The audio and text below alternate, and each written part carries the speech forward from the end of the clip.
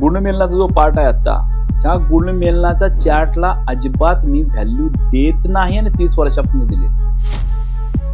त्यामुळं गुणमेलनाचं जे आहे त्या गुणमेलनाचा लग्नाचा काही संबंध नाही. अनेक वेळा मी असं टीव्हीला पण स्पष्ट बोललोय की जे पंचांगातलं पान आहे ना ते काढून टाका गुणमेलनाचं, किंवा त्याखाली लिहा एवढं फक्त गुणमेल केल्यामुळंच लग्न जुळेल ही जी काय गॅरंटी नाही, कारण ती गॅरंटी नाहीच आहे. स्वतःचं दुःख कधी दुसऱ्यांना न सांगणं, समोरच्याला मॅक्झिमम आनंदी ठेवणं आणि ग्रुपमध्ये राहून ग्रुपला आनंदी ठेवणं, हे कर्क लग्न आणि तुळ राशीचं कॉम्बिनेशन आहे. ओके, तिला पण स्लाइटली मंगळ आहे, पण तरी सुद्धा या तुळ रास आणि कर्क लग्नाची पत्रिका असल्यामुळे तिनं त्या विराट कोहलीला बरोबर ड्राईव्ह केलं. एखाद्या स्त्रीला संतती होताना अडचण येईल का हे पत्रिकेतून सांगू शकतो. नॉर्मल डिलिव्हरी होणार आहे का सी सेक्शन होणार आहे, that also I can tell. Easily कळतं. एक नाडी दोष आहे ना, काय संबंधच नाही, काहीही संबंध नाही, काहीही संबंध नाही. थोतांड आहे, डायरेक्ट हे शब्द वापरतो नाडी दोषासाठी. मी माझ्या आई वडिलांची नाडी दोष आहे, माझ्या घरातच 4-5 लोकांचे एक नाडी दोष आहे, सगळ्यांना मुलं झाली. पण मग पत्रिकेत नक्की काय पाहायला पाहिजे?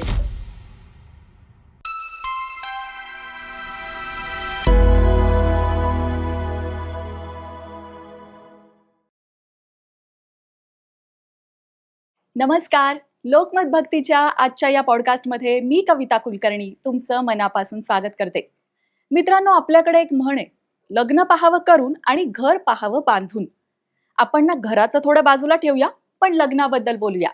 लग्न वेळेवर होणं गरजेचं, लग्न टिकणं आवश्यक, जोडीदार चांगला मिळणं गरजेचं, लग्नानंतर संतती वेळेत होणं गरजेचं. आता हे सगळं जर वेळेत झालं नाही तर माणसाला भरपूर अशा मानसिक समस्यांना सामोरं जावं लागतं. या सगळ्यामध्ये मग आपली जन्मपत्रिका काय भूमिका निभावते? आपल्या जन्मपत्रिकेत आपल्या या समस्यांची उत्तरं असतात का? या सगळ्या संदर्भात आपल्याला सविस्तर मार्गदर्शन करण्यासाठी आज आपल्याकडे आलेले आहेत आपले आजचे पाहुणे, ग्लोबल वास्तू आणि ॲस्ट्रो एक्सपर्ट पंडित शिवकुमार श्रीजी. पंडितजी, तुमचं खूप खूप स्वागत. नमस्कार मंडळी, पंडितजींबद्दल आपण अगदी थोडक्यात जाणून घेऊया. वास्तुभूषण आणि होरा विशारद पंडित शिवकुमार श्री. शिक्षणानं इंजिनियर असलेली ही व्यक्ती गेली 3 दशकं म्हणजेच 30 वर्षांहून अधिक काळ राज्यातल्याच नाही तर देशापरदेशातील नागरिकांना ज्योतिष आणि वास्तूतील शास्त्रोक्त महत्त्व सांगत मार्गदर्शन करत आहे. पंडित शिवकुमार श्री 12 ज्योतिर्लिंगांपैकी एक असलेल्या श्री शैल्यम जगतपीठाचे वंशज आहेत. 16व्या शतकांपासून पंडितजींच्या घरात आध्यात्मिक परंपरा आहे. त्याचे पुरावेही ग्रंथ पुराणांमध्ये आढळून येतात. ज्योतिष आणि वास्तू या विषयातील त्यांच्या कार्याची दखल घेत त्यांना आतापर्यंत भारत आणि भारताबाहेरील देशांमध्ये 15 विविध मानाच्या राष्ट्रीय आणि आंतरराष्ट्रीय पुरस्कारांनी गौरवण्यात आलंय. यातील सर्वात मानाचा सन्मान म्हणजे देशाच्या माजी राष्ट्रपती सौ प्रतिभाताई पाटील यांच्या हस्ते पंडितजींचा झालेला गौरव आणि राज्याचे मुख्यमंत्री देवेंद्र फडणवीस यांच्या हस्ते पुणे रत्न या पुरस्कारानं पंडितजींचा झालेला सन्मान. आज पंडितजींचं पुण्यात भांडारकर रोड या ठिकाणी मुख्य कार्यालय आहे. समस्या, अडचणी, चिंता, काळजी, प्रश्न असं खूप काही घेऊन सर्वसामान्य, राजकारणी, खेळाडू, सेलिब्रिटी पंडितजींच्या कार्यालयात मोठ्या आशेनं येतात आणि विज्ञान, तंत्रज्ञान, अध्यात्म, शास्त्र याचा मेळ घालत पंडितजी प्रत्येकाच्या अडीअडचणी सोडवण्यासाठी सहकार्य करतात. तसंच समाज कल्याणासाठी सध्या ते हिंदू आध्यात्मिक सेवा संस्थेचे महाराष्ट्र राज्याचे उपाध्यक्ष म्हणून कार्यरत आहेत.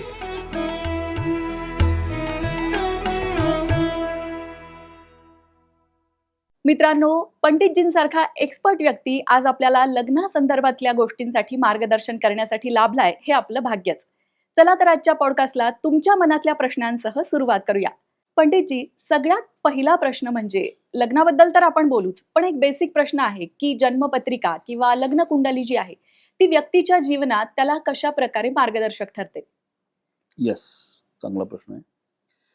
बघा, आपल्या भारतीय संस्कृतीमध्ये वेगवेगळे जे काय वास्तुशास्त्र आहे, ज्योतिषशास्त्र आहे, अधिक शास्त्र तयार करून ठेवले ते माणसाचं जीवन चांगलं होण्यासाठी आणि त्याला पुढं गाईडलाईन मिळून त्याला एक मास्टर प्लॅन डिझाईन करता आला पाहिजे आयुष्यात की मी काय करू शकतो. हे जगातल्या, भारतात सोडून जगातल्या कुठल्याही ठिकाणी एवढं परफेक्शनचं नॉलेज अगोदरच आपण करू शकतो हे कुठंच नाहीये. हे अंदाजपंचे असं काही नाहीये, हे परफेक्शनच आहे आणि ते डिग्रीमध्ये आहे. आता पहिल्यांदा कुंडली म्हणजे काय ते पहिल्यांदा समजून घेऊया. जे आपण जातो ज्योतिषाकडे चौकोन असतो, चौकोनामध्ये अशा लाईन मारलेल्या असतात. हल्ली सगळ्या लोकांना युट्यूबमुळे किंवा बाकी लोकांना आता कुंडली म्हणजे चौकोन म्हणजे काय सांगायची गरज नाही. त्या चौकोनामध्ये 12 त्रिकोण आणि चौकोन असतात. त्या प्रत्येक त्रिकोणाला आणि चौकोला वेगवेगळे एक महत्व आहे. त्याचं आपण किचन आहे, बेडरूम आहे, हॉल आहे, असं कसं म्हणतो तसं त्या पत्रिकेमध्ये स्वतःचं तनुस्थान, मनाचं स्थान, बायकोचं स्थान, आई वडिलांचं स्थान, प्रॉपर्टीचं स्थान, शिक्षणाचं स्थान, आउट ऑफ इंडिया जाण्याचं स्थान, धर्माचं स्थान, लुबाडणुकीची जागा, आई वडील, भाऊ बहीण, मामा काका, आजी आजोबा, सासू सासरे, जे काय रिलेशन्स त्यात पण ते दिसतं. मुद्दा काय यामध्ये की तुम्हाला त्या गोष्टीचा प्रचंड अभ्यास असल्याशिवाय you can predict it. Okay, आता ही जी कुंडली आहे, ही कुंडली जी 12च का घर आहेत त्यामध्ये रिझन आहे.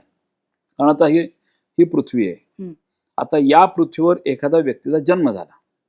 आता जन्म झाल्यानंतर जे ज्योतिषशास्त्र आहे ते 9 ग्रहावर अवलंबून आहे, बरोबर आहे.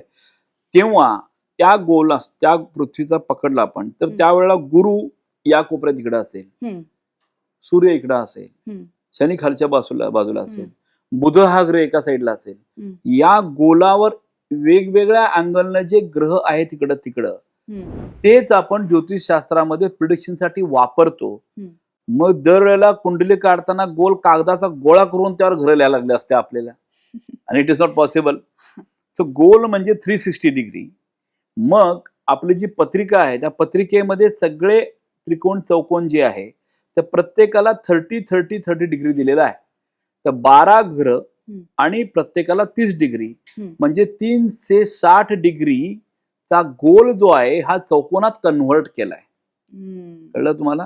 आणि त्यात ते ग्रह लिहिले. ते आता गुरु कुठे बाबा, तर कुठलाही ग्रह 0 to 30 डिग्री मध्ये त्या त्रिकोणात किंवा चौकोनात दिला जातो. हा फक्त ग्रहाचा पाठ झाला. आता तो ग्रहाचं डिग्री किती आहे, तो तरुण आहे का यंग आहे का वृद्धावस्थेचा आहे त्या डिग्रीवर असतं. पण तो कुठल्या राशीमध्ये फळ बदलतो, कुठल्या नक्षत्रात आहे परत इफेक्ट वेगळा होतो, कुठल्या चरणात आहे परत इफेक्ट वेगळा होतो. प्रत्येक ग्रहाची दृष्टी कुठं कशी पडते याचं एक वेगळं लॉजिक आणि परफेक्शन लिहिलेलं आहे.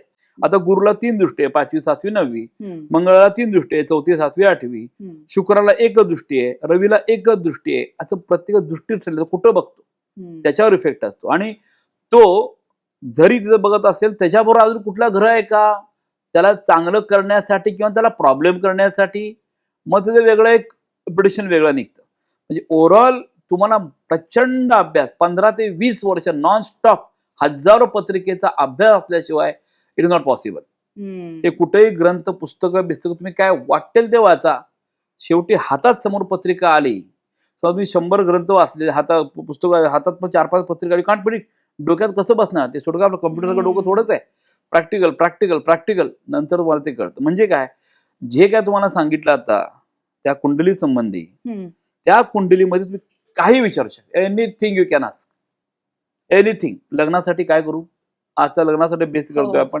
करिअर कुठं केलं पाहिजे, जॉब केला का बिझनेस केला पाहिजे, शेअर्स मध्ये जायला पाहिजे का नाही जायला पाहिजे, घटस्फोटाची पत्रिका आहे का, हा मुलगा शिक्षण PhD करणार आहे का 10वी नापास होणार आहे, ओके, फिजिकल फिटनेस चांगला आहे की नाही, हा मैदानी खेळाडू होणार आहे का, हा नॅशनल चॅम्पियनशिप पर्यंत जाऊ शकतो का, ह्याकडे फिजिकल फिटनेस तेवढा आहे का, बुद्धिमत्ता आहे का, संतती हुशार बुद्धिमान संतती होणार आहे का, कुठला ऍक्सिडेंट कुठला आजार होणार आहे, ENTचा त्रास होणार आहे, डायजेशनचा त्रास होणार, लेफ्ट पाय राईट पाय काय छातीचा होणार आहे, ब्रोंकायटिस होणार आहे, हे मी सगळं सांगतो बरं का पत्रिकेत. जेव्हा समोर माझा माणूस बसतो ना, कुठला आजार आहे डायरेक्ट ते काय बोलायच्या अगोदर मी सांगतो काय आजार कुठं होऊ शकतो, आणि ते हसतात, सर बरोबर आहे. मग असं म्हणून तुम्ही काय बोलू नका, मी सांगतो ते ऐका.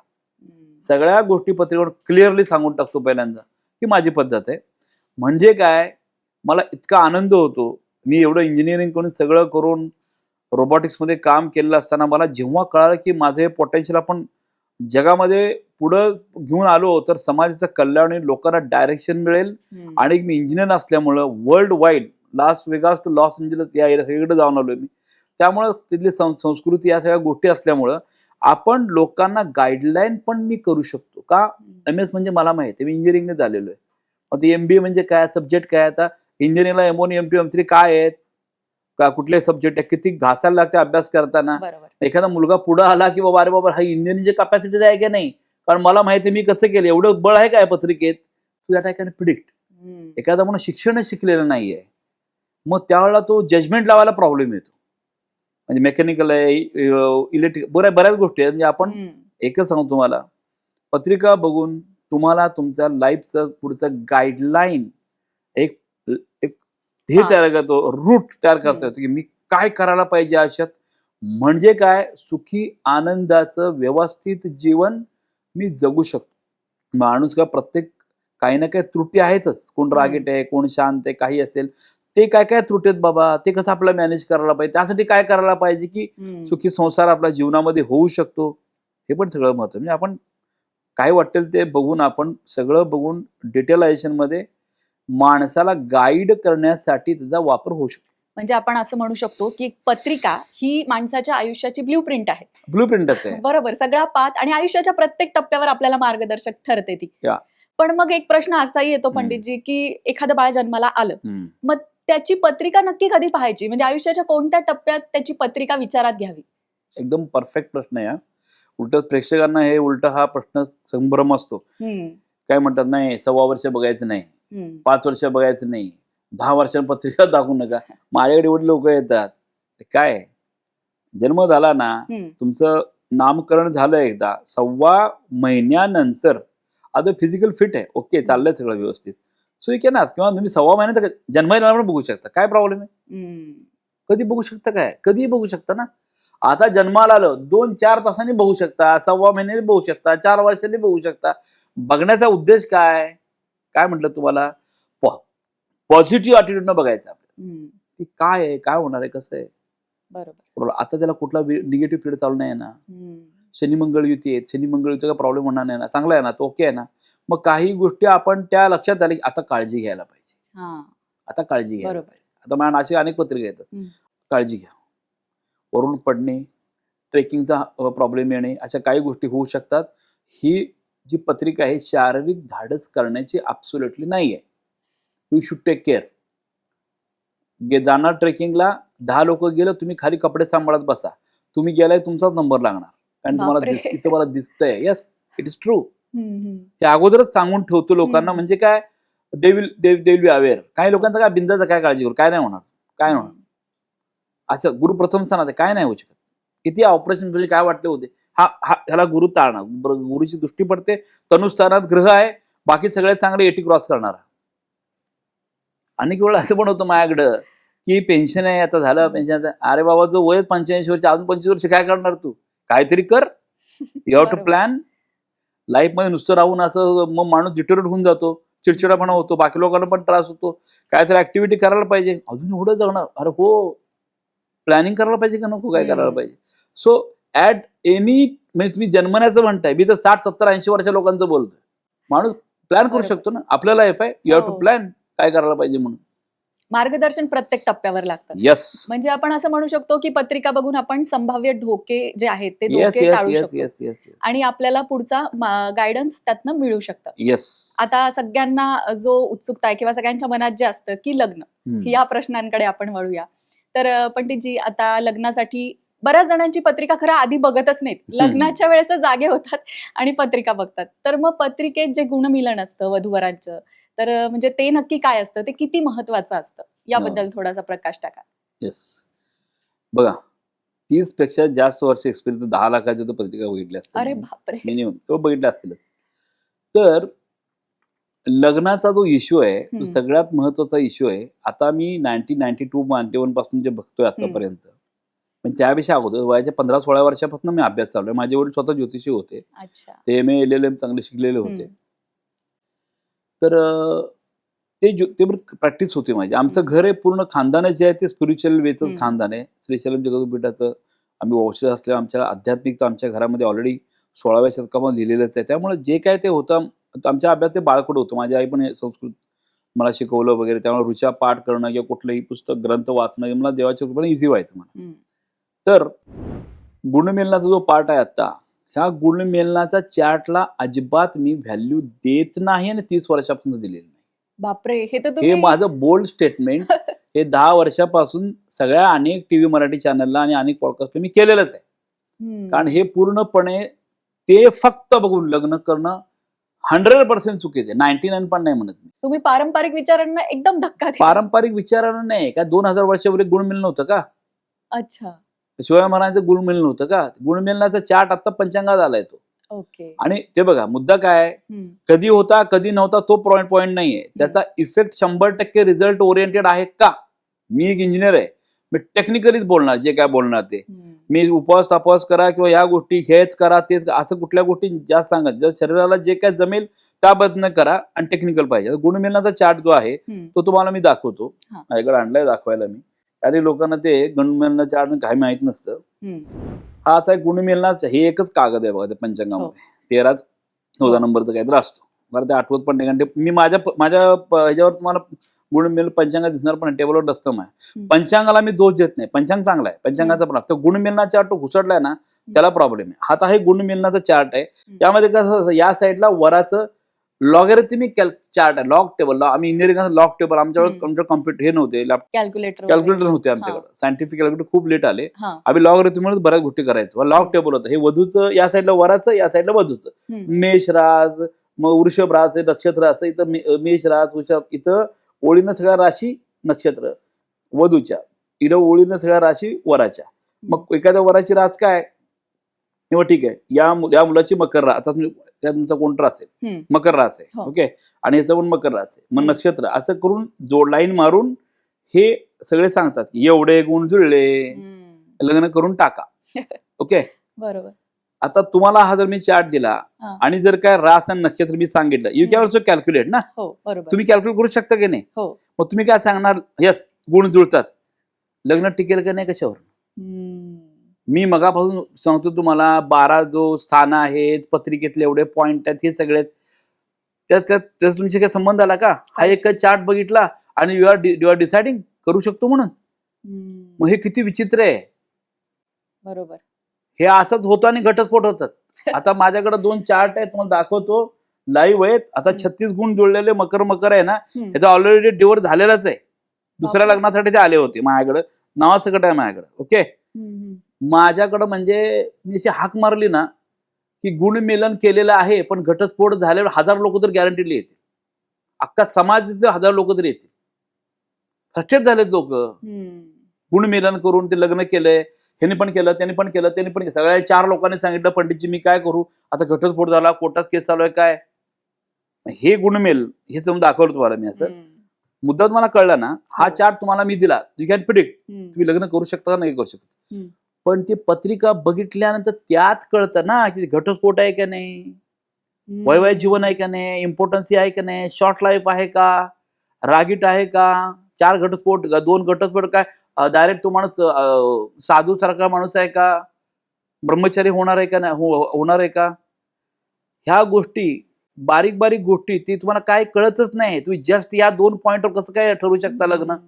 आणि काय होतं, ज्या व्यक्तींना, जे ज्योतिषाचं काम ज्या व्यक्तींना जास्त पण नॉलेज नाही, पत्रिका भेटा तुम्हाला, आता पत्रिका बघायला दिली, आता ही पत्रिका तुम्ही काय सांगणार त्यामध्ये, यू डोंट हॅव नॉलेज, तुम्ही काय नाही सांगू शकत. पण असेच जे काही लोक आहेत की ज्योतिषाचं काम करतात, पण सगळ्यांना मी असं दोष देत नाही, पण त्यांना हे पत्रिकेचं सगळं वाचता येत नाही. पण एका चार्टमुळे, ज्योतिष आहे ना आता त्याच्याकडे गेलोय आपण, चार्टमध्ये येस म्हटलंय, पण तुम्ही हे व्हेरीफाय नाही केलं की त्याला नॉलेज किती आहे. बरोबर. मग तयार कशाला जातात, चार्टच बघायचा ना, घरात बघा ना चार्ट, पंचांगावर 13 नंबर बघा, जावं लग्न करून टाका, काय विशेष तेवढ्या कशाला जायचं. जेव्हा तुम्हाला एखाद्या जाऊन दाखवायचंय तर प्रॉपर दाखवा ना. त्यामुळं गुणमेलनाचं जे आहे, त्या गुणमेलनाचा लग्नाचा काही संबंध नाही.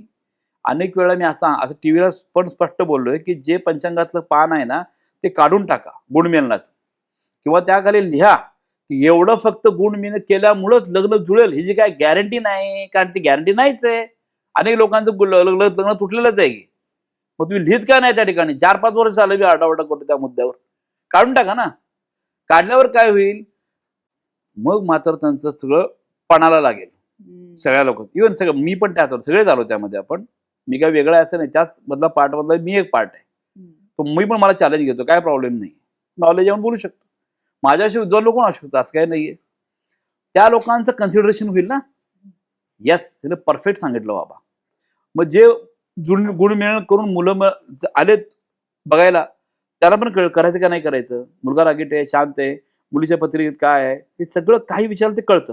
मग करायचं का नाही करायचं बाबा, मग त्या ठिकाणी ते क्लिअर होतं. माझं बघण्याचं कसं प्रॅक्टिस आहे, मला कोणी पत्रिका आणून दाखवली, तुम्ही कुठलीही पत्रिका लगेच दाखवा, फक्त मला मॅक्झिमम 3 सेकंद लागतात. 3 सेकंद की त्या 3 पण नाही, 1 सेकंद लागतो. तर भावचलित बघायला मागं पाल उलटलं मी तर 1 सेकंद वाढेल फक्त.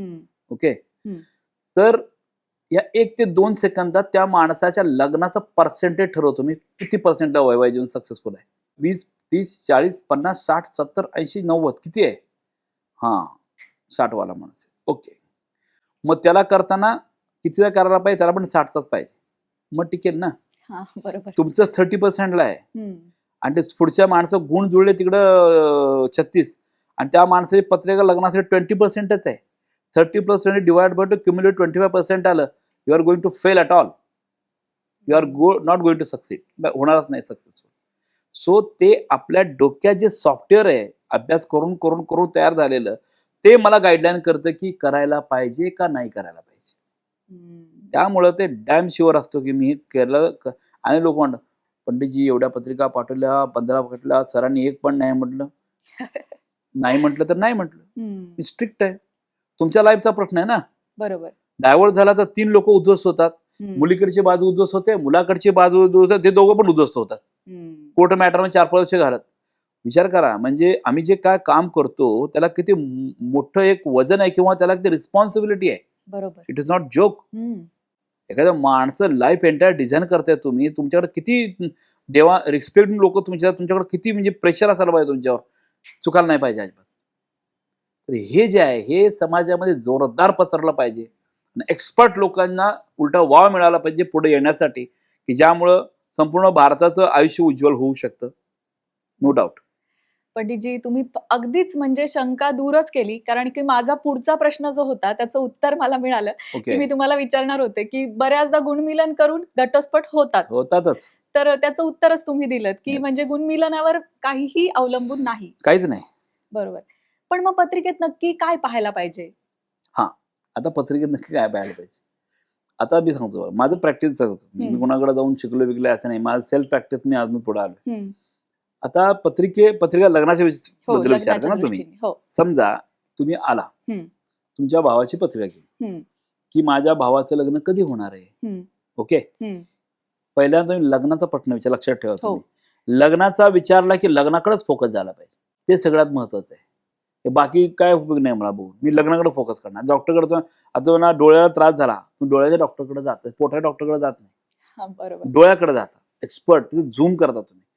लग्न विचारलं की लग्नाकडे झूम व्हायला पाहिजे. लग्न कुठे डिपेंड आहे, सप्तम स्थान आहे, कुटुंबाचं स्थान आहे, सुखस्थान आहे. ही 3 स्थानं लग्नात महत्वाची आहेत. ती डॅमेज आहेत का कुठल्या ग्रहामुळे, कुठं पॉझिटिव्ह आहेत का, किंवा पुढे संततीचा प्रॉब्लेम आहे का. ओव्हरऑल पत्रिका पाहता, तुमच्या भावाची पत्रिका पाहताना लग्नासंबंधी विचारताना तुम्ही MS झाल्या का विचार नाही करणार मी. मी काय विचार करणार, लग्नासाठी चांगली पत्रिका आहे का नाही. तुम्ही विचार करा, एवढा मोठा हिरो आहे सलमान खान, लग्न झालं का. APJ अब्दुल कलाम इतका देवासारखा माणूस, सायंटिस्ट, लग्न झालं का नाही. वाजपेयी साहेब आपले लग्न नाही. नरेंद्र मोदी साहेब जे आहेत एवढा मोठा एम्पायर सांभाळतात, आपल्याला प्राईड आहे त्यांच्यावर. मुद्दा काय, एखादा वडापाववाला माणूस पण लग्न करून 2 पोरांना छानपैकी गार्डन संध्याकाळी जातो, आणि इथं मास्टर्स झालेले, अमेरिकेत मास्टर झालेले, इथं वर्षानुवर्षे मुली बघतात ते लग्न होत नाही त्यांचं. सो यू कांट प्रिडिक्ट तुमचं शिक्षण किती आहे, तुमच्याकडे पैसे किती आहेत, तुम्ही दिसायला किती सुंदर आहे, यावर तुम्हाला वैवाहिक जीवन चांगलं आहेच, यू कांट प्रिडिक्ट. हा सगळ्यात मोठा घोळ होतो लोकांचा. काय म्हणतात, माझा मुलगा BE झालाय, माझा मुलगा MTech झालाय, सगळं झालं, मुलीच येत नाही, लग्नच होत नाही. अरे तुमचं पर्सेंटेज 20 आहे ना, कसं लग्न होणार. बरोबर. लग्नाचं पर्सेंटेज 20-25 ला घेऊन बसलाय तुम्ही, मॅरिटल पर्सेंटेज 20-25 ला घेऊन बसलाय. भले तुम्ही MS MTech आहे, पण माझ्या कॅल्क्युलेशन 20 वरच आहे. तुम्ही you will get 20 only, you are not going to get 90, but because you are showing 20. बरोबर. जी 30% किंवा 20%ची पत्रिका मार्केटमध्ये जाते हम्म. ते 30ची बघून लोक 30 कडे अट्रॅक्ट होणार. 90 वाला कसा तुमच्याकडे येईल. हम्म. ते आपण एकदा समोर तुम्हाला पत्रिका मी एकदा ते हम्म. सांगतो. आता अवघड राहते मला खूप बरोबर आहे. डिटेलायझेशन आहे ना माझ्याकडे खूप. हा, तुम्हाला म्हणजे नॉलेज माझं मला चॅलेंज असतं की मी बघताना हम्म. मी अजून किती परफेक्ट आणि चांगलं सांगू या लोकांना. बरोबर. मला आनंद होतो. त्या आनंदासाठी सगळं इंजिनिअरिंग झालं या फील्डमध्ये पडलो. तर पत्रिका बघताना तुझ्या भावाची पत्रिका आली, हा. सगळं बघितलं, पर्सेंटेज डिसाईड केलं लग्नासाठी. ठीक आहे, काय ओके, या माणसाची पत्रिका आता 30 to 40% आहे. हम्म. मग तुम्ही म्हटलं मॅडम लगेच सांगतो 30-40% पत्रिका. आता या मुलाचं लग्न तुम्हाला सक्सेस करायचं असेल तर हम्म. आपल्याला समोरच्या मुलीची पत्रिका ही हम्म. 70 ते 80% चांगली असलेली पाहिजे. ओके. कळलं का. बरोबर. समजा तुम्हाला गणितामध्ये हम्म. 10वीला हम्म. 100 पैकी 90 मार्क पडले हम्म. आणि इंग्लिशमध्ये 20च मार्क पडले, तुम्ही 10वी पास होणार आहे का. नाहीच. मग गणिताचा काय दोष आहे. बरोबर. तुम्ही असं म्हणू शकत ना गणितातले मार्क घेऊन टाकून पास कर म्हणून. हम्म. क्युम्युलेटिव्ह जरी जास्त 55% आहे पण हे 20% एक फेल झाल्यामुळं गणिताला पण प्रॉब्लेम झाला. बरोबर. मग असंच होतं. म्हणजे एखादी पत्रिका खूप मजबूत चांगली असते आणि समोरची 20% असते, मग घटस्फोट होतो. म्हणजे त्याच्या पत्रिकेत काही दोष नाही, पण हा, समोरच्याच्या हो हो झालेलं आहे. अनेक वेळेला बघतो मी, अनेक वेळेला शेकडो बघितले. हम्म. मजबूत पत्रिका आहे, ज्याच्याकडं लग्न केलं त्याची पत्रिका एकदमच हम्म. 20-25-10% पत्रिका वगैरे घटस्फोट. आता तुम्हाला मी गंमत दाखवतो. हम्म. मी तुम्हाला जे म्हणतो प्रूफ दाखवतो. हो. म्हणजे पर्सेंटेज कमी असलेली आहे हम्म. पण जास्त पर्सेंट असते, सक्सेस कसा मिळाला हम्म. ते तुम्हाला उदाहरण दाखवतो. हो. ठीक आहे. आता इथे मी शाहरुख खानची पत्रिका घेतलेली, मुद्दामच अरे घेतली. वा, सगळ्यांचा आवडता. तुम्ही इंटरनेटवर बघू शकता. हो. तर ते या माणसाचं कसं आहे, सिंह लग्न आहे हम्म. आणि मंगळ डायरेक्ट चतुर्थ स्थानात, मकर रास मंगळ चतुर्थ स्थानात वृश्चिक राशीच आहे. असं जेव्हा इथं मंगळ येतो ना, तुमचं लग्नाचं पर्सेंटेज जे आहे हा. हे डायरेक्ट 30 पर्यंतच येतं. अरे बापरे. डायव्हर्स होण्याची पर्सेंटेज 30%, 70% लॉस मध्येच आहे. तुम्ही लग्न टिकू शकत नाही. आता तुम्हाला जे बोललो ते व्हेरिफिकेशन तुम्हाला देतो हो, येतं आता. हो. कळलं का. हा. नुसता मंगळ नाही, वृश्चिकेचा मंगळ येतो कसा तुम्हाला माहिती आहे तो. हम्म. या वयामध्ये पण किती ताकद, किती हो. म्हणजे काय विचारत नका. Energy energy level, perfection, confidence, positive thinking, हो. इन्स्पायर लोकांना तो करतो प्रत्येक वेगवेगळ्या याच्यामधून. हम्म. तर इथं मंगळ आहे. आता या गौरीची पत्रिका बघितली तर गौरीची पत्रिका गुरु शुक्र तुळेचा डायरेक्ट बसलेला आहे. तो पण तुळ राशीमध्ये म्हटल्यानंतर ह्याची डायरेक्ट दृष्टी समोर पडली. गौरीची पत्रिका अशी आहे की अजून त्यात बरेच डिग्री Details, बिग्री हे हा. ते नक्षत्र बरेच गोष्टी चरण बघितलेत मी. फॉर एक्झाम्पल मी सांगतो, हम्म. हिची पत्रिका एखाद्या देशाची राणी होण्याचा योग या पत्रिकेत आहे. अरे बापरे. म्हणून हा एवढा एकदम शूट झाला. आता फॉर एक्झाम्पल हम्म. मंगळ चतुर्थात आहे, याची हम्म. बरोबर 4थी 7वी दृष्टी कुठे पडली, दशम स्थान कोणाचं आहे, वडिलांचं. हम्म. लहान असताना वडील वारले. हो. मंगळ इथं बसला चतुर्थ स्थान, आईचं स्थान, आईचं पण जास्त प्रेम मिळवायचं, आई पण कॅन्सरनं गेली. हम्म. खूप काय शिक्षण झालं अशातला पण भाग नाही.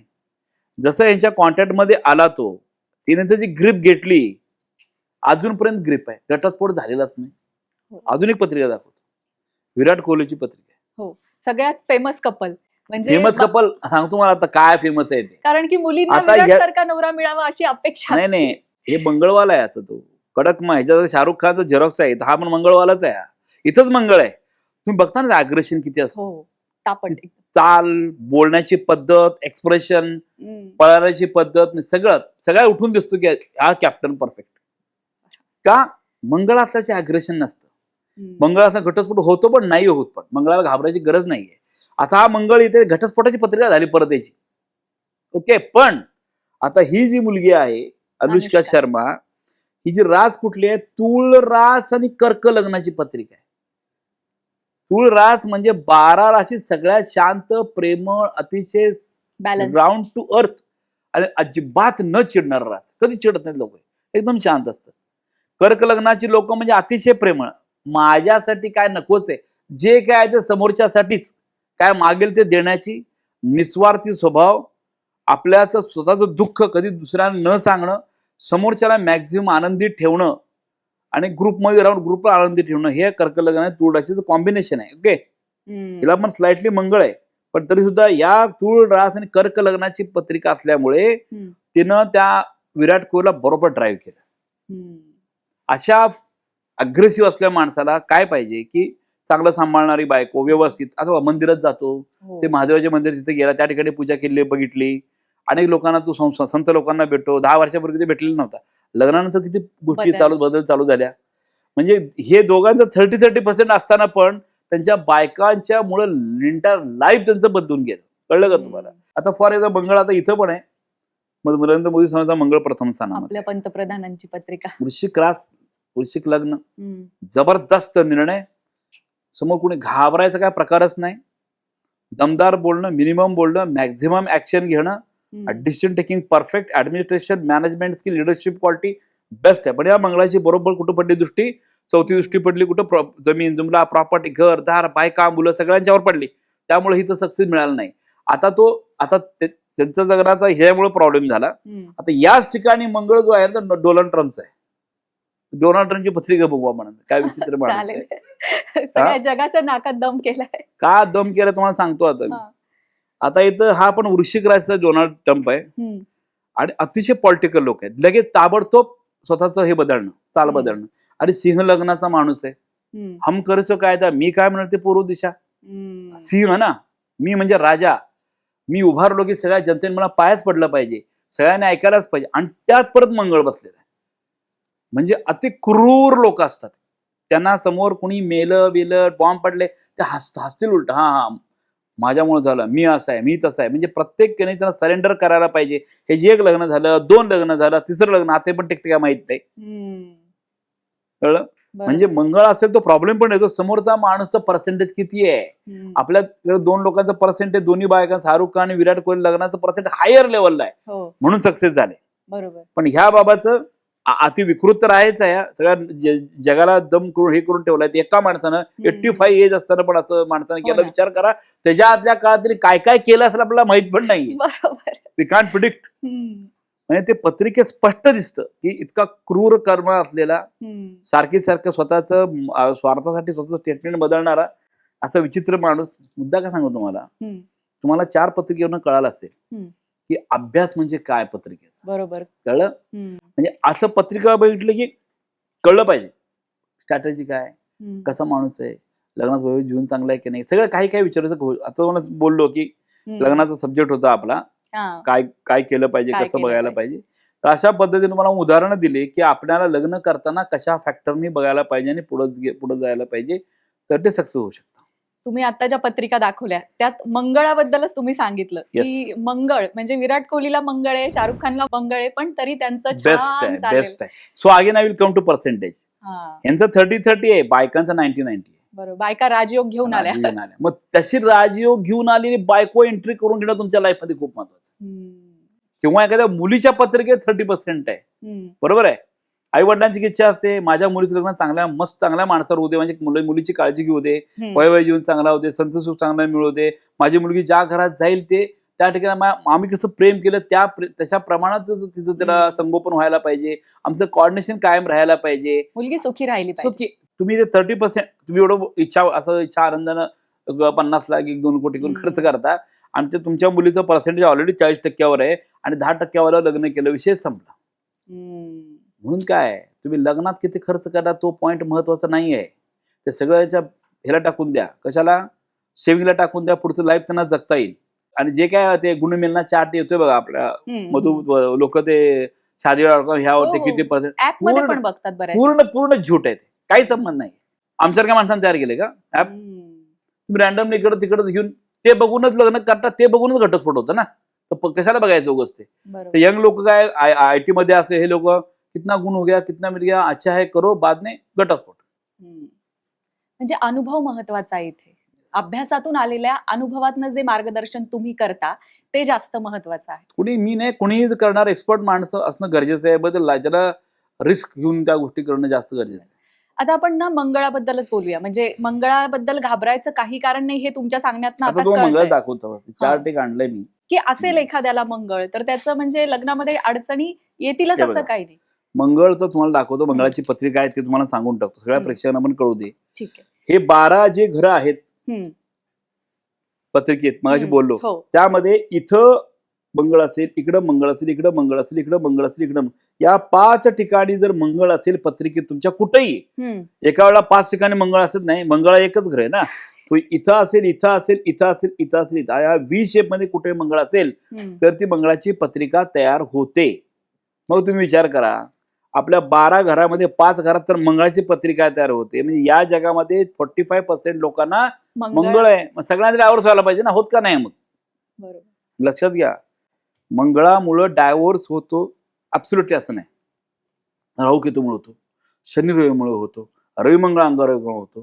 तर बऱ्याच गोष्टी आहेत की तेच म्हटलं, पर्सेंटेज कॅल्क्युलेटर सगळ्याचा विचार करून आपल्याला ते ठरवावं लागतं. मंगळाची भीती बाळगण्याची गरज नाहीये.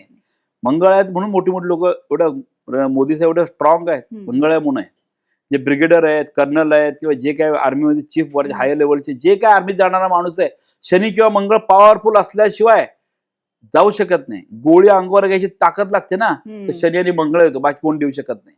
त्यामुळे असणं चांगलं पण आहे, पण चांगलं आहे तर आपल्याला वैवाहिक जीवनात, आपल्याला मॅरिटल ओव्हरऑल कुटुंबाच्या जीवनामध्ये त्याचं पर्सेंटेज कशा पद्धतीने रिड्यूस करून त्याचा आपला वापर करून घेता यायला पाहिजे ते बघणं पण गरजेचं आहे. इट्स लाईक अ मेडिसिन कसं देतो आपण, तसं आपण ते देऊन मॅनेज करू पण शकतो. बरोबर.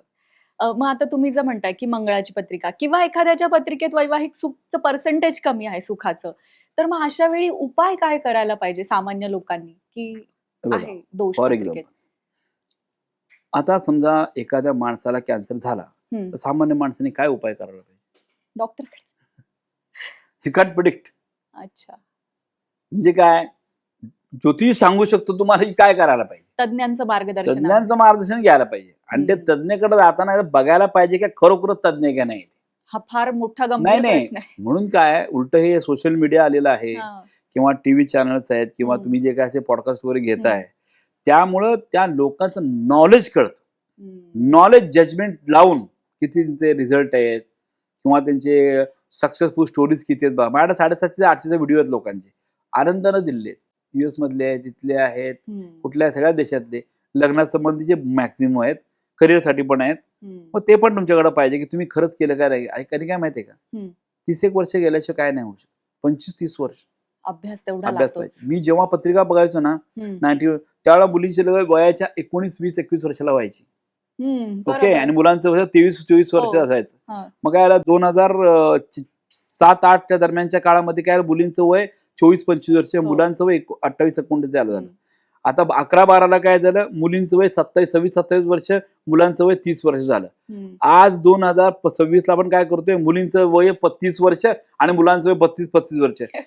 आता लग्न करतायत. ओके, ही मी एवढं बघितलं, जर्नी बघितली मी, की 19 वर्षापासून आता मुली 30 वर्षापर्यंत कुठल्या कुठल्या फेजमध्ये लग्न करत होत्या.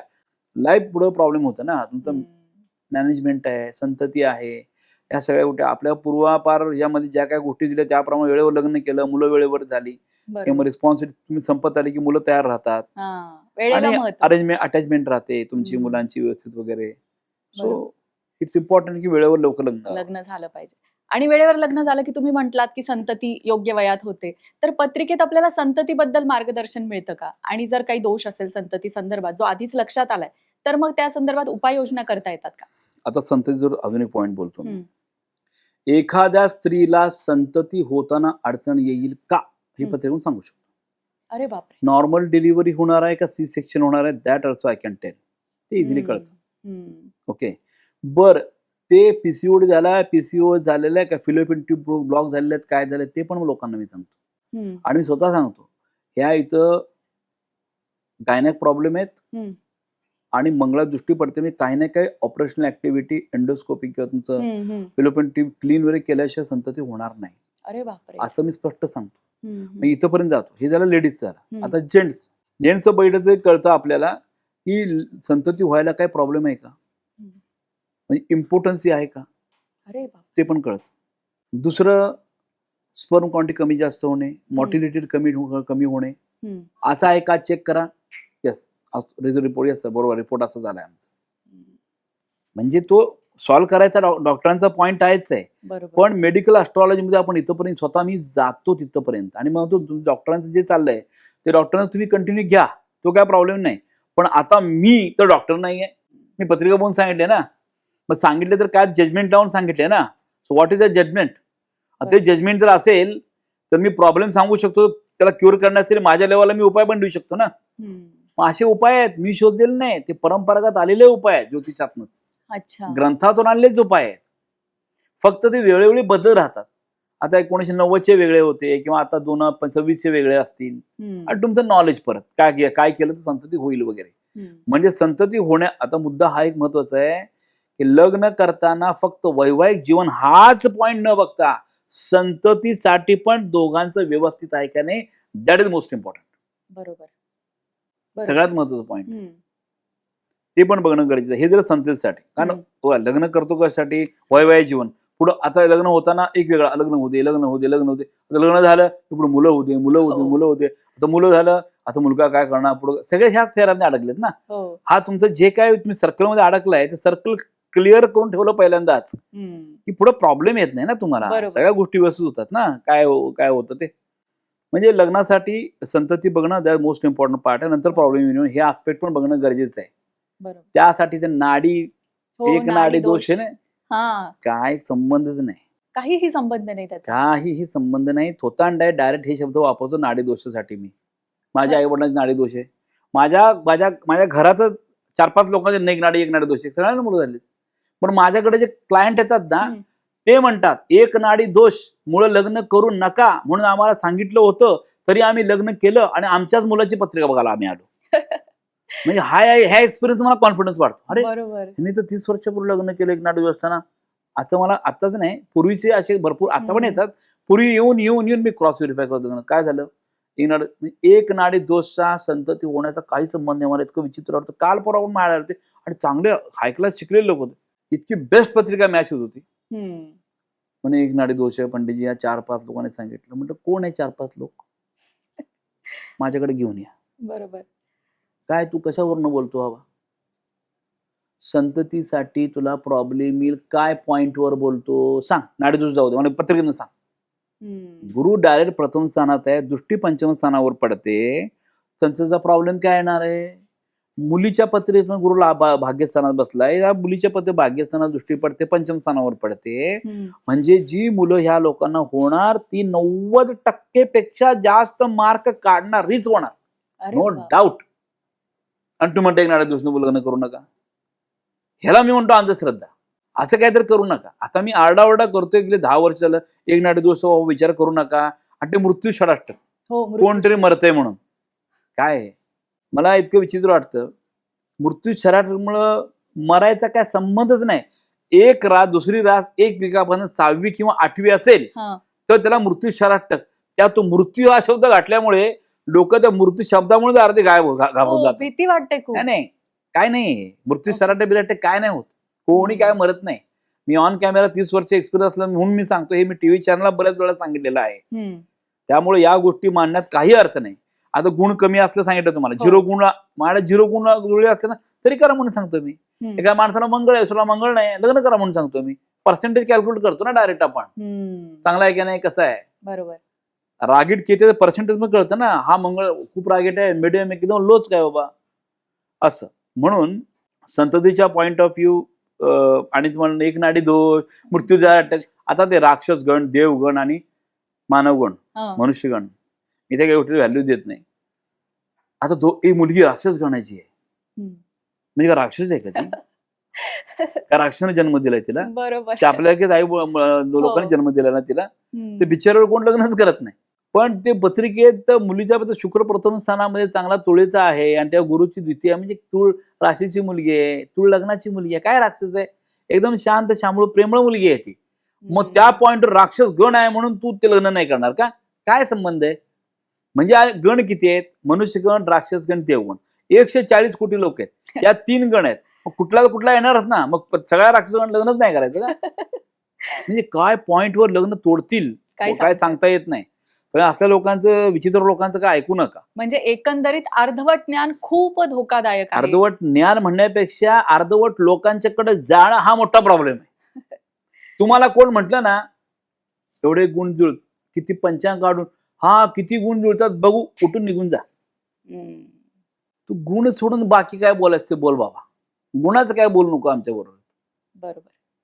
गुण बघितलं की उठूनच जायचं. बघा मला लक्षात ठेवायचं की ह्या माणसाला पत्रिकेतलं, ज्या माणसाला मी स्वतः आयुष्यात कधी गुणमेलन केलेलं नाही, हम्म.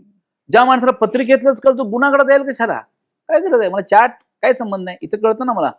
म्हणजे जो माणूस गुणमेलन बघतच नाही ना तो माणूस ग्रेट. बरोबर. तो माणूस ज्योतिषशास्त्रात ग्रेट मास्टर आहे. खरंच. आणि ते मास्टर खरं ते टिकलं म्हणून पाहिजे. बरोबर. आता काय गुणमेलन करू नका म्हणणार, तर गुणमेलनामुळे प्रॉब्लेम येऊन कळत नसताना पण मी नाही गुणमेलन करून पत्रिका बघून लग्न केलं, घटस्फोट झाला तर दॅट इज युअर रिस्पॉन्सिबिलिटी.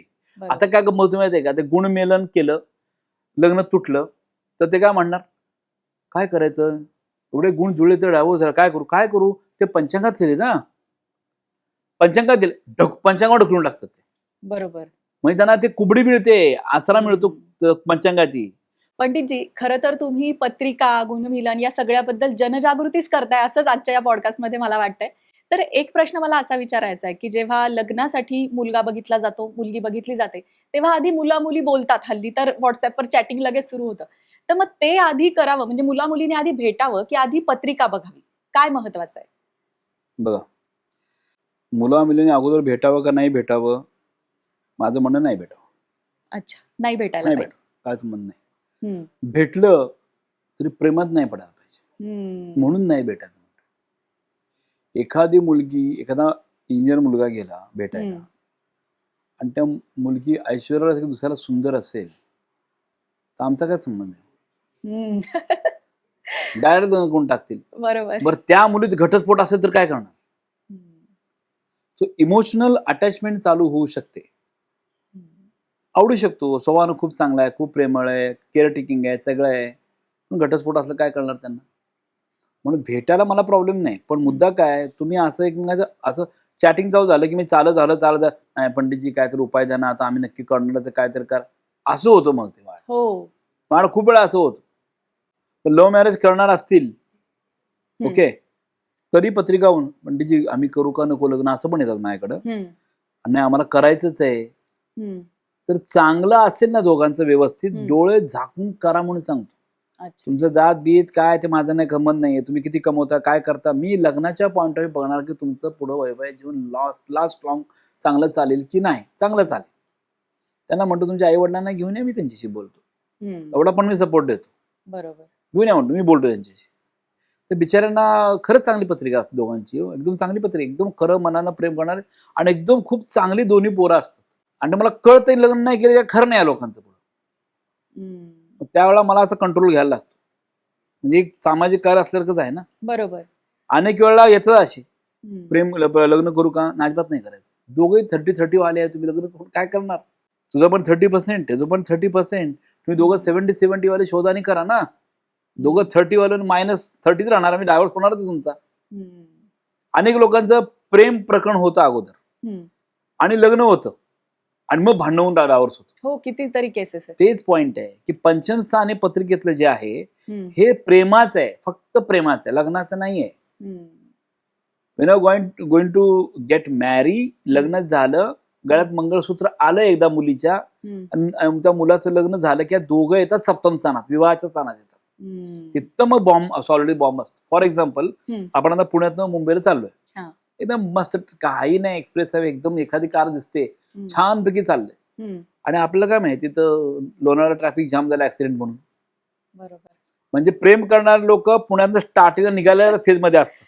बरोबर. ते लग्न झाल्यानंतर तिथलं ते दरड कोसळलेले कळतं की इथं जाऊ शकत नाही पुढे. सो दे कांट प्रिडिक्ट की पुढे काय होणार आहे. आता जर्नी चांगली आहे ना, चांगली आहे, पण पुढे काय होणार आहे पत्रिकेत कळतं, कुणाच्या मध्ये होणार आहे ते पत्रिकेत कळतं. म्हणून मुलाचं लग्न करायचं, मुली लग्न करायचं, बरोबर, दोघांना भेटायचा संबंध नाही, पहिलं सांगितलं. भेटायचं झालं तर जास्त अट्रॅक्शन एकत्र जवळ यायचं नाही, प्रॉब्लेम होऊ शकतो, म्हणून भेटायचंच नाही ना. मग मुला आई वडिलांनी बघितलं की दोघांचं डिटेल माझ्या ऑफिसला पाठवलं. माझ्या ऑफिसला येतात, दर 100 येत असतात. माझ्या असिस्टंटला कॉल येतात, माझ्याकडे 10-12 असिस्टंट आहेत ऑफिसमध्ये, त्यामुळे त्यांना ते वेगळे नंबर आहेत, त्यांना कॉल जातात, मॅच विंगचं डिटेल जात, मॅच विंग जन्मतारीख, जन्म ठिकाण हे माझ्या असिस्टंटच्या व्हॉट्सअपवर येतं. ते आले की माझ्या टेबलवर प्रिंट होऊन येतं. मग मी ते चेक करतो, येस ऑर नो, बरं झालं पर्सेंटेज, किती कुणबींचं पान बघत पण नाही, ऑटोमॅटिक त्यावर आलं असतं बघत पण नाही मी ते. यस यस म्हणजे यस यस नो करू त्यांना ते जातं. नंतर जातो मी भेटायला, इथं मला टिकमार्क होऊ दे, इथं यस टिकमार्क होऊ दे, मग डोळे झाकून लग्न करा, काय करायची गरज नाही. इव्हन मी असं पण म्हणतो की लग्न मी जरी यस म्हटलं तरी मला भेटा, मला त्या मुलाबद्दल किंवा मुलीबद्दल विचारा, काही क्वेश्चन काही विचारा, मी सगळं तुम्हाला सांगेन. उलट तुम्ही सांगण्या अगोदर मीच तुम्हाला सांगेन. माझी पद्धत कशी आहे माहिती का पत्रिका बघायची. माझ्यावर कोणीही पत्रिका कुठल्याही कारणासाठी आलं, माझ्या समोर बसलं की मी त्यांना काहीही बोलू देत नाही. पहिल्यांदा पत्रिका बघून कुठला आजार आहे काय नाही, सगळं काय चाललंय काय नाही सगळं व्यवस्थित सांगतो. ते मध्ये मध्ये पट्टी बोलू नका, थांबा, कारण मला माहिती असतं मी जे काय बोलणार आहे त्यांच्याकडे क्वेश्चनच राहत नाही, क्वेश्चनच राहू देत नाही मी अजिबात, उलट जास्तच सांगतो.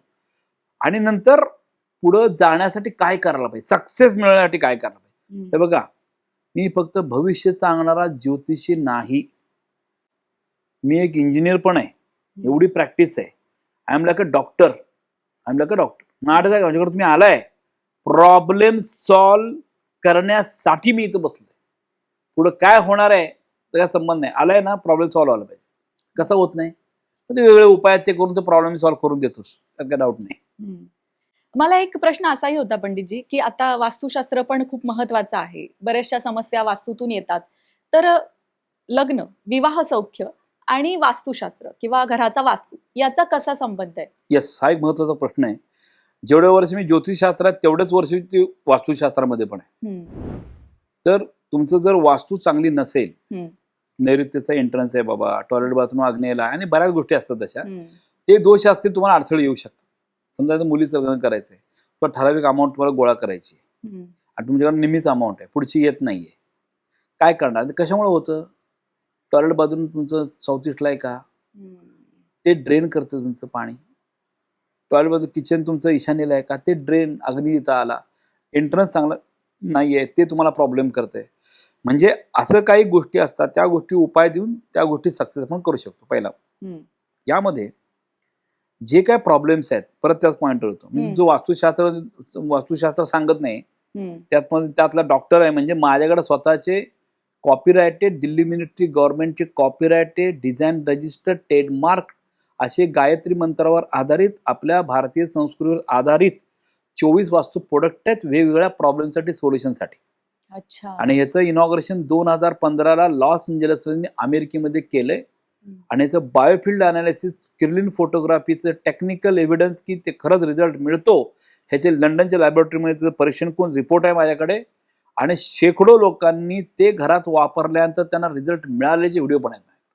अरे बापरे. आणि सगळं टेक्निकल आहे. त्यासाठी लग्न ठरण्यासाठी पण आहेत, इच्छापूर्ती कुपी असेल किंवा गणपती मातापट्टी असेल किंवा बरेच आहेत.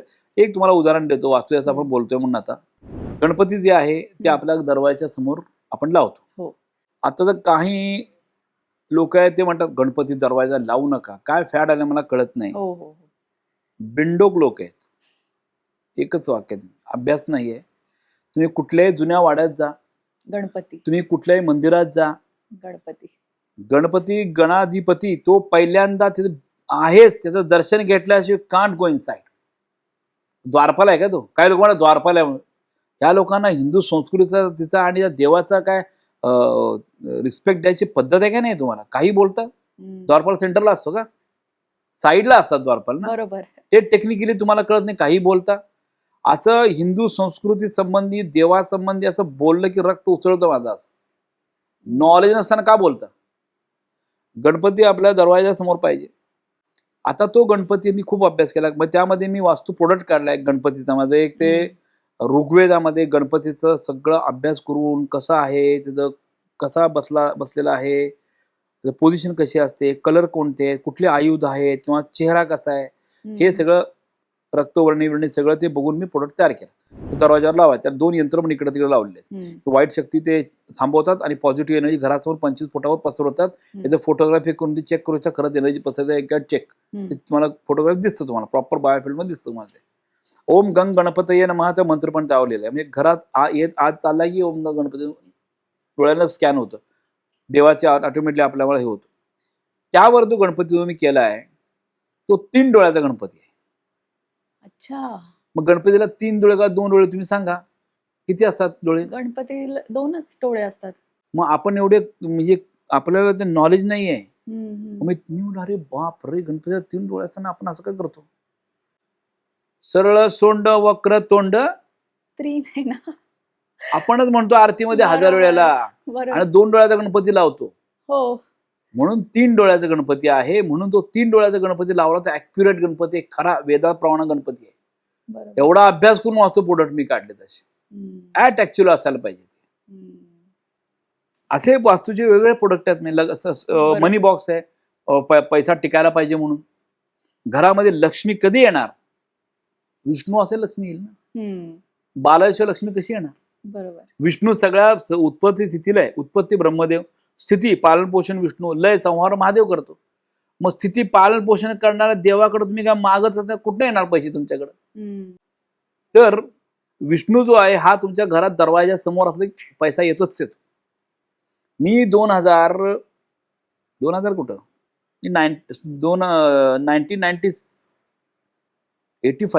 86 पासून मी घरात बालाईचा फोटो लावत असा अभ्यास करत लक्ष. आणि मग पूर्वी वास्तू कन्सल्टेशन करायचो ना मी व्हिजिटला. आता व्हिजिटला जात नाही. माझा मुलगाचा वास्तू कन्सल्टेशन सगळं करतो आता. मी इंडस्ट्री लेवललाच फक्त बघतो. तर पूर्वी मी बालाईचा फोटो लावा, बालाईचा फोटोचं पुरे सांगायचो. खरंच इफेक्टिव्ह. मला कळलं की बालाईचा फोटोला पैसा येतो सगळ्या लोकांनी सांगितलं. मग तो प्रोडक्ट काढला मी बालाईचा. बालाजीचा फोटो घरात एंट्रन्स समोर लावायचा. पैसा येतो, आपण येतो पैसा. मग ते प्रोडक्टच काढला त्याचा. मग बालाईचं प्रोडक्ट आहे, ओम श्री व्यंकटेशान मंत्र आहे, बालाईचं यंत्र आहे. यंत्राची एनर्जी दरवाजासमोर पसरते, आपोआप पैसे येतो. आता बालाजी मी का लावला? सगळ्यात श्रीमंत देवता भारतात कोण आहे? 1 नंबर, टॉप नंबर, बालाजी. जगात पण टॉप नंबर हो. बालाजीच आहे. म्हणजे विष्णू स्वरूप आहे की नाही? हो. म्हणजे आपण जे उत्पत्ती स्थिती लय असं हो. कॉम्बिनेशन लावलंय. स्थिती म्हणजे पालन पोषण करणारा जो देवता आहे, हम्म. तो आपल्याला पालन पोषण करण्यासाठी आपण पाया पडतो. तो श्रीमंत आहे की नाही? हम्म. आणि आपण त्याच्याकडे गेला फायदा होतोच. म्हणजे ते देवता जे लिहिलेले ग्रंथात, आता सगळ्यात श्रीमंत देवता, हे दोघांचं कॉर्डिनेशन बरोबर ऍज अ थेरम म्हणून बरोबर ते लॉजिकली जमतं. म्हणून बालाजी दरवाजासमोर असेल तर पैसा 100% येतो. हे प्रोडक्ट जे तुम्हाला बोललो आता मी, हे सगळे पाईन वूड मध्ये केलेले, 100 वर्षाचं आयुष्य असायला पाहिजे म्हणून. अरे बाप. प्लास्टिक बिस्टिक काय वापरलेलं नाही. प्लास्टिक पिरॅमिड वाल्याचा आरडाओरडा करून प्लास्टिक पिरॅमिड इतका ओरडाओरडा करायचो मी 2006 पासूनच. स्वतः मी पायरा वास्तू कन्सल्टंट म्हणून स्वतः मला सर्टिफिकेट घेतलं. असं नाही केलं, उगाच नाही ओरडलो मी. सर्टिफिकेट घेतलं, अभ्यास केला, काही फरक पडत नाही. मग मी आरडाओरडा चालू केला की खरंच इफेक्ट येत नाही त्याचा. इजिप्तमध्ये एवढं मोठे पिरॅमिड आहे, ते इजिप्तचं काही चांगलं झालेलं नाही. तुमच्या घरात लावून काय होणार आहे? As a engineer me technically सरळ लोकांना क्वेश्चन विचारतो. काहीतरी करण्याचा अर्थ नाही. भारतीय संस्कृतीचं वास्तुशास्त्र आहे आणि त्यावर तुम्ही पिरॅमिड लावणार. ज्या लोकांनी वास्तुशास्त्र तयार केलं त्या ऋषीमुनी लोकांना कळलं नाही का पिरॅमिड लावायला पाहिजे म्हणून? जिनं शास्त्र तयार केलं त्याला कळलं नाही, तुम्हाला कळलं? तुमच्याशी मोठे झालं का? जे संस्कृतीत आहे त्याचा अभ्यास करून तुम्ही वापरा ना, काय प्रॉब्लेम आहे? बरोबर. अभ्यासच करायचं नाही. कुणीतरी काढायला लावायचं, ते गोल गोल काय क्रिस्टल बिस्टल लावा, सिंपल आहे ना, आणून लावायचे. व ते रत्न घुसवा, भिंतीमध्ये घाला, इकडे घाला, ते पिरॅमिड लावा. अरे अभ्यास स्टडी करा. ते मी 20 प्रोडक्ट काढून संशोधन करून 21 कंट्रीज माझ्या प्रोडक्ट इकडे ऑलरेडी जातात. अमेझॉनवर पण आहे, सगळे पण आहेत. वास्तुशास्त्राचा वेगळा पॉडकास्ट आपण घेऊया गॅरंटीडली, कारण त्याचा इफेक्ट लोकांना कसं सांगेन. पण लग्नासाठी वास्तू प्रोडक्ट माझे आहेत. वास्तू दोष निवारण करण्यासाठी काही तोडफोड न करता आपले वास्तुदोष निवारण करून एनर्जी लेवल वाढवण्यासाठी माझे प्रोडक्ट आहेत. कारण दुबई सारख्या ठिकाणी मी जातो. दुबईला माझं ऑफिस 2004-05 ला. आता US मी जातो. US ला माझं ऑफिस रजिस्टर्ड ऑफिस आहे. लंडनला रजिस्टर्ड ऑफिस आहे. तिकडचे माझे क्लायंट आहेत. त्या ठिकाणी खेळा पण मारता येत नाही त्यांना. बऱ्यापैकी लोक रेंटलला राहतात. मग त्यांना असे मला उपाय द्यायला लागतात की विना तोडफोड.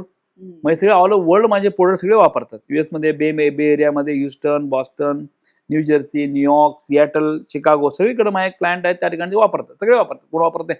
फॉरेनर पण वापरतात, गोरे वापरतात, निग्रो ते पण वापरतात. कुणी वापरत नाही असं नाही. सगळ्या टाईपचे क्लायंट आहेत. लोकांना काय पाहिजे की माझं जीवन चांगलं चालवायला पाहिजे, सगळे प्रॉब्लेम सॉल्व्ह होऊन समाधानी जीवन जगता आलं पाहिजे. बरोबर. आणि तेच या वास्तुशास्त्रामुळे, पण त्यामध्ये पण ते डिटेलायझेशन करून मी काढलेलं आहे, ते नंतर आपण बघू. पण लग्नासाठी वास्तू चांगली पाहिजे आणि जर दोष असेल तर काही तोडफोड न करता आपण उपाय करून त्याचा पर्सेंटेज वाढवू शकतो. बरोबर. म्हणजे शास्त्रांचा अभ्यास करून तुम्ही हे प्रोडक्ट तयार केले येस, आहेत नो आणि डाऊट. त्याचा लाभ आपले प्रेक्षक नक्कीच घेतील. येस. वधूवरांना लग्नासाठी जे तुमच्याकडे येतात त्यांना तुम्ही कशा प्रकारे मार्गदर्शन करता? बघा, माझ्या ऑफिसमध्ये मार्गदर्शन करण्याची पद्धत ही पूर्ण टेक्निकल आहे. हम्म, माझं ISO 9001-2015 माझी कंपनी आहे. 2005 पासून ISO कंपनी आहे माझी. हम्म, हम्म, आता मी इंजिनिअरिंग चांगल्या मोठ्या लिमिटेड कंपनीत काम केलेले नॉर्म्स मला माहिती आहेत. हम्म, त्यानंतर माझे ऑफिस जे आहे हम्म, पुण्यामध्ये भांडार रोड आहे, वाशीला पण माझं हम्म. ऑफिस आहे. त्यामध्ये 3000 स्क्वेअर फीटचं ऑफिस आहे. 15 ते 20 माझा स्टाफ असतो तिथे. हम्म, प्रॉपर अपॉइंटमेंट घेतल्याशिवाय कोणी एंट्री करू शकत नाही. हम्म, माझ्या केबिनमध्ये येण्या अगोदर सगळं तुमचं फॉर्म लिहून पत्रिका तयार करून माझ्याकडे तुम्ही येता. माझे टेबल आहे, तुम्ही समोर बसता आणि मागचा सोफा जो आहे त्या ठिकाणी माझा स्टाफ येऊन बसतो. म्हणजे तुमच्याशी मी सांगतोय आता हम्म, प्रॉब्लेम आहे काय, मग तुम्ही लिहिणार कोण, प्रॉब्लेम सॉल्व्ह लिहिणार कोण हम्म. आणि त्यांचं कोऑर्डिनेशन कोण करणार त्यांच्याबरोबर. तर माझा स्टाफ सगळे जे आहेत प्रत्येक 90% लेडीज स्टाफ आहे सगळा. हम्म, मी माझी केबिन वेगळी आहे, माझ्या मिसेसची केबिन लागून आहे, माझ्या मुलाची केबिन पण लागून आहे.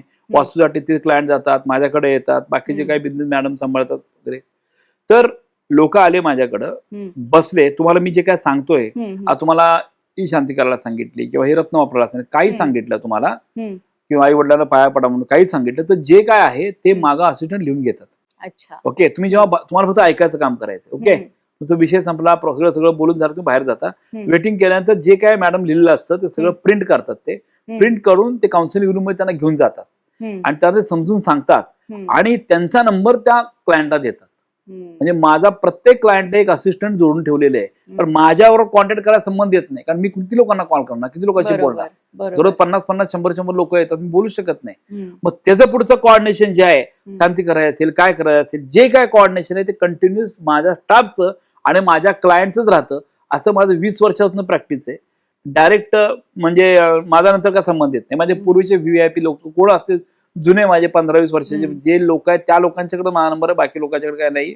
त्यामुळे ते कोऑर्डिनेशन होऊन पुढं ते त्यांना म्हणतो काम झालं तरी या भेटा, येतात, भेटतात, व्हिडिओ पण देऊन जातात. सॅटिस्फॅक्टरी म्हणजे असं टेक्निकली आपण अभ्यास केल्यामुळे सिस्टीम अशी लावल्यामुळे लोकांना एंड पर्यंत आपण सर्व्हिस चांगली देऊ शकतो. बरोबर. आणि एक माझा जवळ बसला माणसामुळे काय होतं, त्याला ती हिस्ट्री माहिती आहे ना, मग त्यांना कॉल केला की ते रिलेट करतात. हा बोला, मी आलो होतो, हा मॅडम बोला. मग त्याला ते बरोबर पकडून त्याच्याशी बोलून ते कायम प्रॉब्लेम सॉल्व्ह होईपर्यंत ते कोऑर्डिनेशन होत राहतं. आता मीच बघत बसलो पत्रिका आणि तुम्ही निघून गेला, 50-60 लोकांचं मी कसं हँडल करणार बरोबर. आणि किती लोकांना उत्तर देणार. हम्म, मला एकदा भेटले की नंतर क्लायंट मला भेटायचा माझा संबंध येत नाही, बाकी स्टाफच नंतर बघायला चालू करतो जे काय असेल ते. शेवटी काम झालं की मग येतात, पेढे घेऊन भेटतात, पाया वगैरे पडून जातात. स्वामींच्या पादुका आहेत, गगनगिरी महाराजांच्या पादुका आहेत माझ्या केबिन मध्ये, त्या ठिकाणी पाया पडून जातात. बरोबर. अशा पद्धतीने मला सांगा व्यवस्थित काम चालतं की ज्यामुळे लोकांना एंड पर्यंत पॉझिटिव्ह रिझल्ट मिळावा आणि त्यांची कामं व्हावी, जीवनामध्ये यशस्वी जीवन आणि समाधानी जीवन लोकांना लाभायला पाहिजे. सगळ्यात माझं त्यामध्ये मोठी वस्तू. थँक्यू. खूप खूप धन्यवाद सर. धन्यवाद. मित्रांनो, तुम्हाला तुमच्या वैयक्तिक समस्या पंडितजींना विचारायच्या असतील तर पंडितजींचे कॉन्टॅक्ट डिटेल्स तुम्हाला स्क्रीनवर दिसतच असतील. त्याचबरोबर डिस्क्रिप्शन बॉक्समध्ये सुद्धा आपण पंडितजींचे कॉन्टॅक्ट डिटेल्स देत आहोत. तुमच्या वैयक्तिक समस्यांसाठी तुम्ही त्यांच्याशी थेट संपर्क करू शकता. आजचा पॉडकास्ट तुम्हाला कसा वाटला कमेंट करून नक्की सांगा. त्याचबरोबर पंडितजींबरोबर आपण आणखीन कोणत्या विषयांवरती पॉडकास्ट घेऊन यायला हवा ते सुद्धा कमेंट बॉक्समध्ये नक्की सुचवा. पॉडकास्ट शेवटपर्यंत बघितल्याबद्दल खूप खूप धन्यवाद.